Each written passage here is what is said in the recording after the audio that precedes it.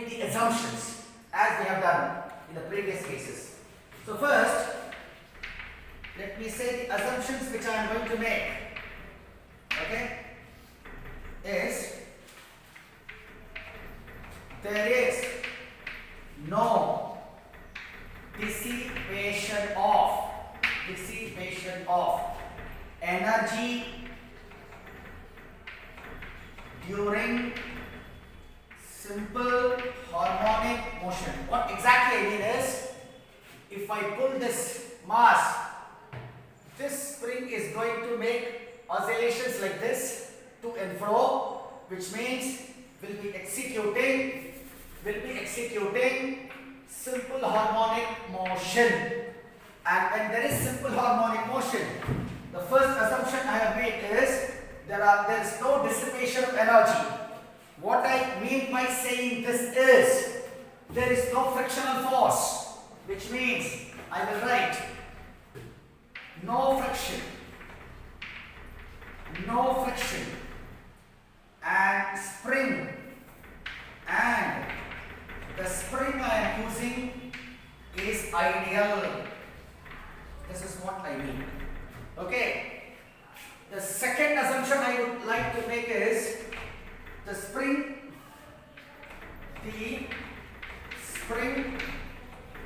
obeys Hooke's law. Okay? Hooke's law. What is it? F vector is equal to minus k into x vector. I need not use vector notation here because we are talking about only a one dimension. As long as you talk about a one dimension, vector has no meaning there. But since usually the expression is written as restoring force, F is equal to minus k x vector, I have written like this.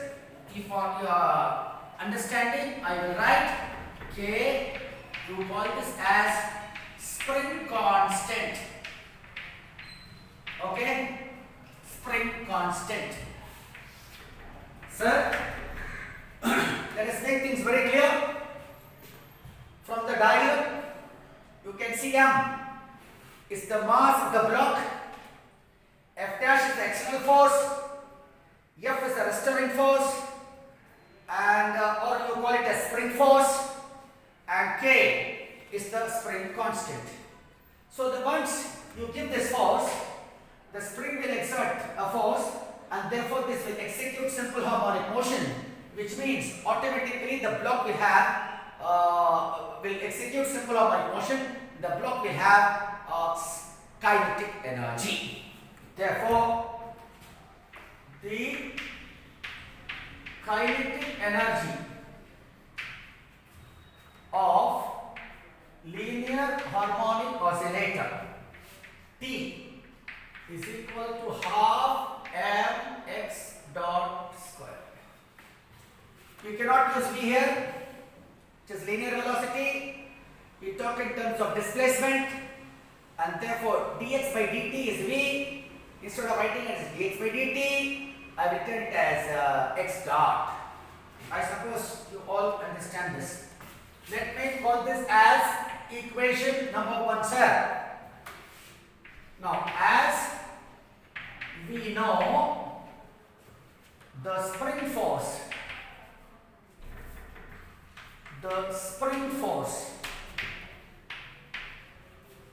is a conservative force,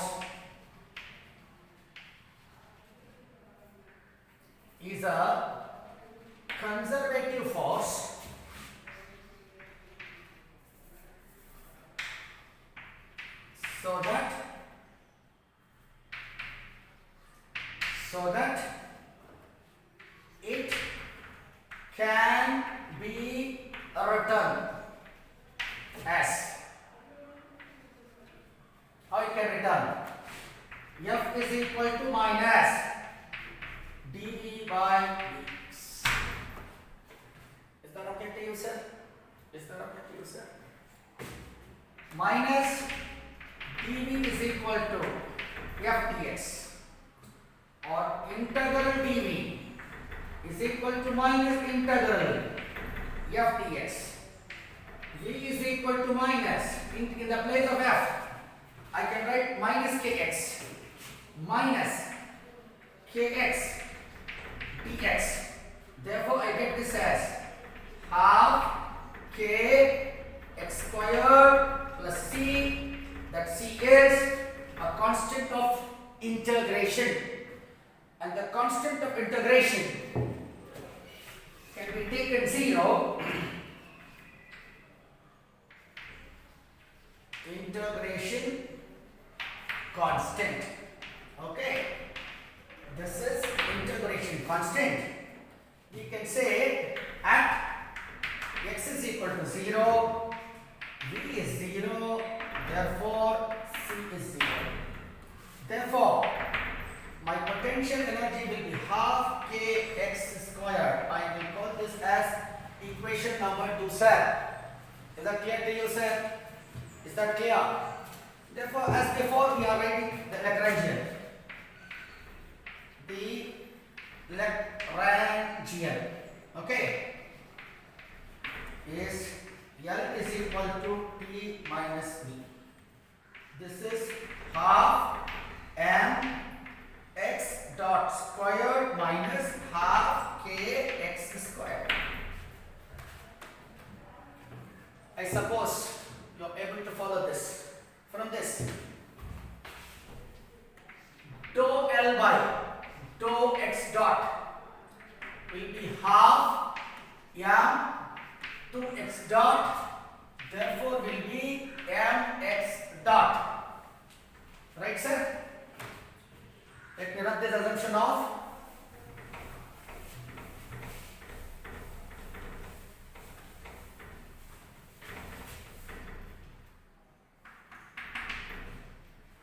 Okay. From this, I will also write x dot as, okay, I know, I will write here,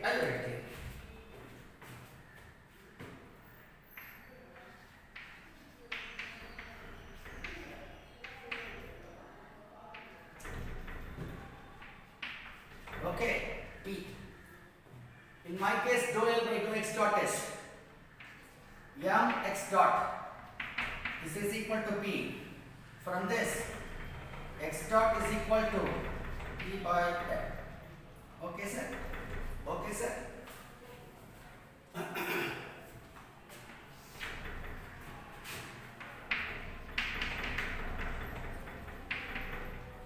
Hamiltonian is H is equal to sigma I Pi Qi minus L.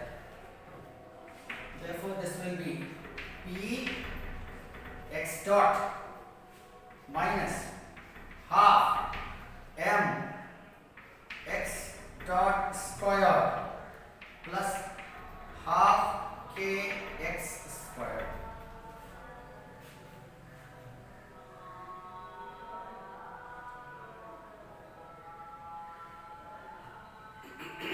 Is that clear to you, sir? P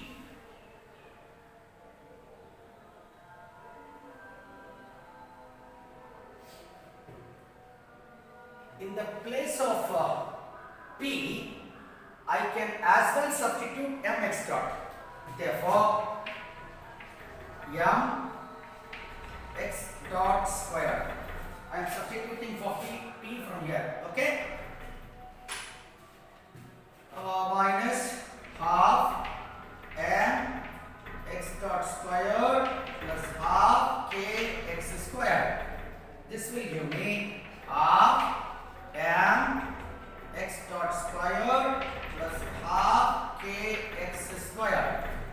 Therefore, this is H, potential energy, kinetic energy plus potential energy. Is that clear to you, sir? So what does it mean? When H is equal to T plus V, we will say system is conservative, the constraint is independent of time, therefore Hamiltonian will represent total energy of the system. I repeat once again, for those who are not able to follow that, our system is a conservative system. The constraint is independent of time. If the constraint is independent of time, then the Hamiltonian will definitely represent the total energy of the system. Therefore, let me rub this off.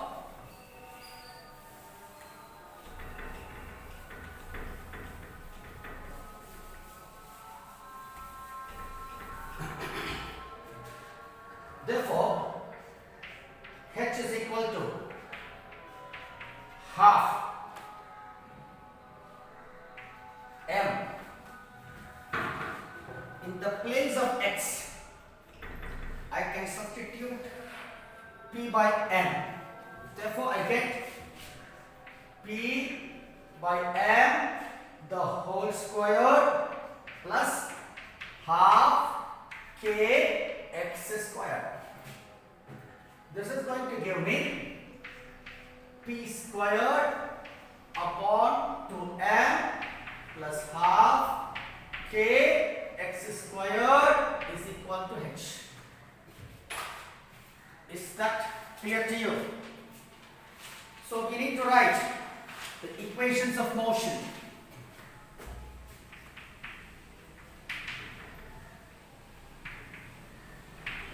Equations of motion are, okay, in our case this is x dot, this will be equal to dou h by dou p. Where is the expression for h? This is the expression for h. Therefore this will be 1 by 2m into 2p. This will give me x dot is equal to p by m. From this, p is equal to mx dot. From this, p dot is mx double dot. Clear, sir? Sir, clear, sir? Now,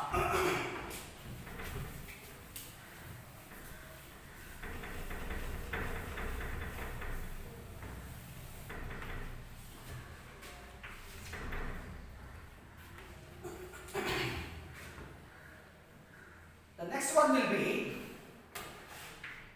minus p dot is equal to dou h by dou x, which will be half k into 2x. Therefore, this will be equal to k into x. Therefore, p dot will be minus kx. Therefore, we have two equations for p dot. One is this one, the other one is this one. Therefore, we are going to equate the two. Equating equations of p dot, mx double dot is equal to minus kx. Mx double dot plus k of x is equal to 0, or x double dot plus k of m into x is equal to 0. This is very similar to x double dot plus omega squared x is equal to 0, where omega is equal to under root of k by m. This is angular frequency, which is a constant, okay? This is a constant. Angular frequency omega is 2 pi by t, and therefore the time period is 2 pi under root of m by q, which is the equation for motion of a linear harmonic oscillator. All the steps I suppose you will be able to follow.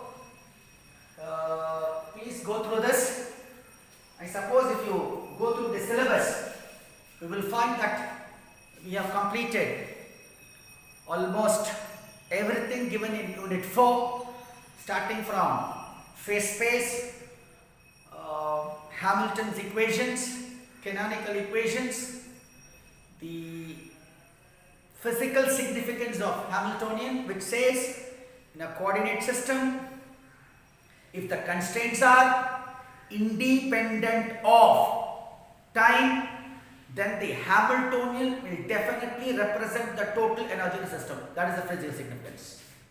Based on that, we have seen 3 applications, one of simple pendulum, the other one is of compound pendulum, the last one is of linear harmonic oscillator. So with this, if you have syllabus copies with you, please go through that. If you go through my videos, you will see each and every topic which I have given, which is given in the syllabus. Everything I have worked out here on the board. So I think I have done my part to the best of my ability. Now the ball is in your court. You have to prepare notes for this. If time permits, I will definitely write the notes and give it to you as a PDF. You can download that and study, but make sure that you are constantly studying this. If you have any doubts, you can please mention that in the Google Classroom. If you have any topic to be again repeated for you, I will be more than happy to repeat those topics for you. So with this, I am winding up this class with the information that I have completed the portion allotted to me in classical mechanics and relativity. With these words, I bid a goodbye. God bless you. Be safe and keep studying this and appear for your unit test and end semester exams. Bye bye.